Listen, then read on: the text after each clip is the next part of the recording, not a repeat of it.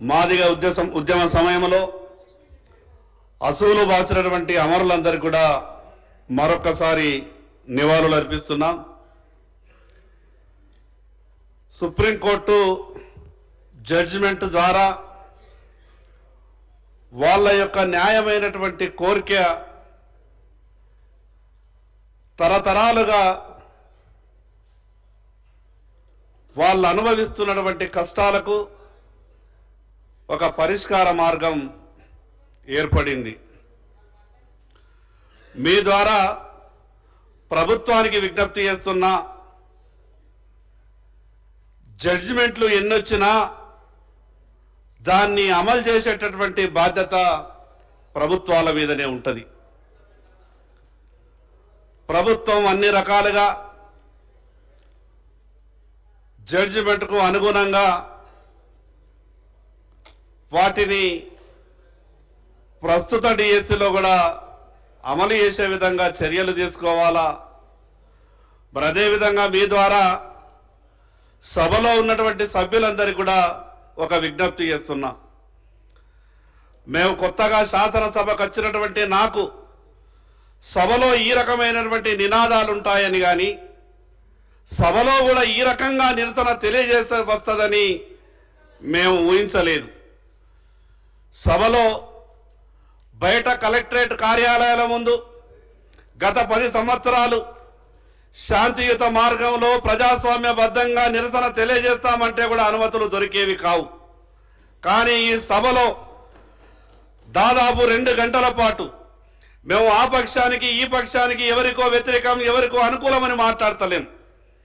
కానీ మన యొక్క గౌరవం ఎంత ముఖ్యమో ఈ రాష్ట్ర ప్రజల ప్రయోజనాలు కూడా అంతే ముఖ్యం. 3 గంటల పాటు సభలో జరిగినటువంటి తీరు కొంత బాధ అనిపించింది. మరి నాకు అర్థం కాలేదు.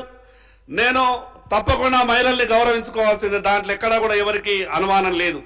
కానీ నేను కూడా మొన్న సభలో ఉన్న గౌరవ ముఖ్యమంత్రి గారు అక్కలు అని సంబోధించిండు.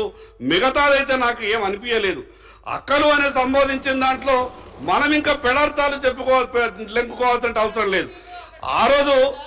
ఆ రోజు నేను అక్క మీరంటే నాకు చాలా గౌరవం. నేను ఎందుకంటే సభలో ఆ రోజు ఉన్నా. ఆ రోజు ఉదాహరణ కౌశిక్ రెడ్డి గారు ఒక మాట మాట్లాడారు సీతక్క గురించి. మీ పార్టీ ఆ పార్టీ, నేను పార్టీలకు అనుకూలంగా వ్యతిరేకంగానే మాట్లాడతలేను. ఈరోజు ఆదివాసీ బిడ్డ అయినటువంటి సీతక్కని ఆ రోజు కౌశిక్ రెడ్డి గారు మాట్లాడినటువంటి మాటలు కొంత బాధ అనిపించినాయి.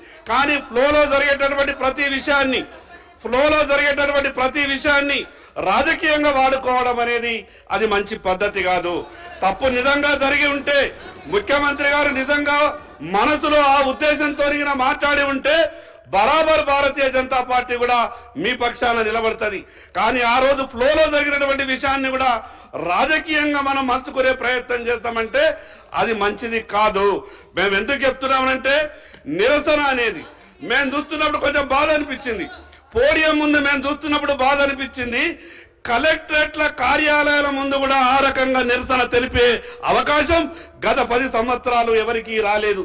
ఈరోజు శాసనసభలో ఈ శాసనసభని రాష్ట్ర ప్రజలంటే కూడా గమనిస్తాను, ప్రొటెస్ట్ చేసేటటువంటి పద్ధతులు కూడా ఉంటాయి కదా. 4 సార్లు 5 సార్లు శాసనసభకు ఎన్నికైనటువంటి వ్యక్తులు కూడా ఆ రకంగా ప్రదర్శిస్తే, కొత్తగా శాసనసభకు వచ్చినటువంటి రూల్స్ అండ్ రెగ్యులేషన్ తెలియనటువంటి మేమే రకంగా ప్రవర్తించాలా? అక్క జరిగినటువంటి సంఘటన మేము ఆ పక్షానికి ఈ పక్షానికి అనుకూలం వ్యతిరేకంగానే మాట్లాడతలేం.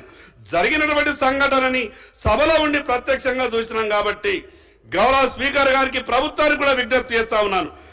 2 నిమిషాలు అవకాశం ఇచ్చేదానికి 3 గంటలు కూడా ఇంతదాకా సభని ఈ రకంగా. ఇంకొక విషయం, వాళ్ళకు ఒక అనుమానం, మీకు 2 నిమిషాలు అవకాశం ఇచ్చంటే అసలు సబ్జెక్ట్ పక్కకు పెట్టి ప్రభుత్వం మీద దుమ్మేసిపోతే మళ్ళా అవకాశం తీసుకుంటారని అనుమానంతో వాళ్ళు మీకు మైక్ ఇచ్చే విధంగా ప్రయత్నం చేయకపోవడం, ఏది ఏమైనా ఈ రకంగా నిరసన జరిగినటువంటి విషయాన్ని కొంత బాధ అనిపిస్తున్నది. కొత్త సభ్యులకు కొంత ఆదర్శంగా ఉండాలి, కొత్త సభ్యులకు సభా సాంప్రదాయాలను తెలియజేసే విధంగా ఉండాలి. కానీ కొత్త సభ్యులను మిమ్మల్ని చూసి సీనియర్ సభ్యులను చేసేటటువంటి విషయాన్ని చూసి తెలిసో తెలియక కొత్త సభ్యులు ఆ రకంగా చేస్తే రేపు సభ విధించే శిక్షకు కొత్త సభ్యులు ఒక రకంగా శిక్షించబడతారు. ఎందుకంటే కొత్త సభ్యులు అనుకుంటారు ఈ రకంగా చేస్తే అయిపోతుందేమో, ఈ